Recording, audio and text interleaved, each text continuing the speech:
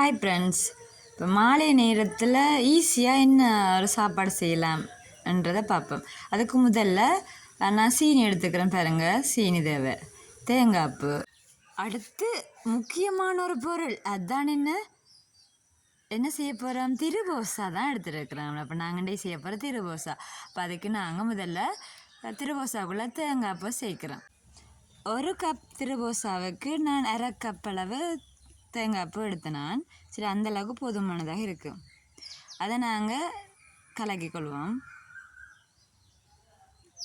திருபோசா எல்லோரும் விரும்பி சாப்பிடுவேன்.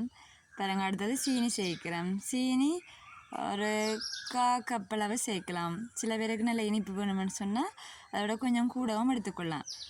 திருபோசா சாப்பிடாதவங்க ஒருத்தருமே இருக்க மாட்டாங்கன்னு நினைக்கிறேன். ஈஸியாக செய்யலாம். காலையிலையும் இதை நாங்கள் சாப்பிடலாம், மாலை நேரத்துலையும் சாப்பிடலாம். இப்போ இதுக்கு அடுத்ததான் நாங்கள் தண்ணியை சேர்த்து குழைக்கிறோம். தண்ணியை சேர்த்து ஆகலம் தண்ணி பதத்துக்கு வராமல் ஒரு அளவான பதத்துக்கு சுடு தண்ணி தான் நாங்கள் விட்டு தான் குழைக்கணும். பச்சை தண்ணியில் குழைக்கிறே இல்லை. கைகளாக நல்லா பிசைஞ்சு போட்டு நாங்கள் ஒவ்வொரு உருண்டைகளாக பிடிக்கலாம்.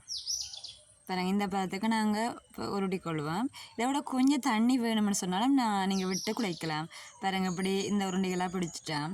இப்போ நாங்கள் டீயை வச்சு டீயோடு சேர்த்து குடித்தோம்னு சொன்னால் இப்போ சூப்பராக இருக்கும். பாருங்க, டீயை ஊற்றிட்டோம்.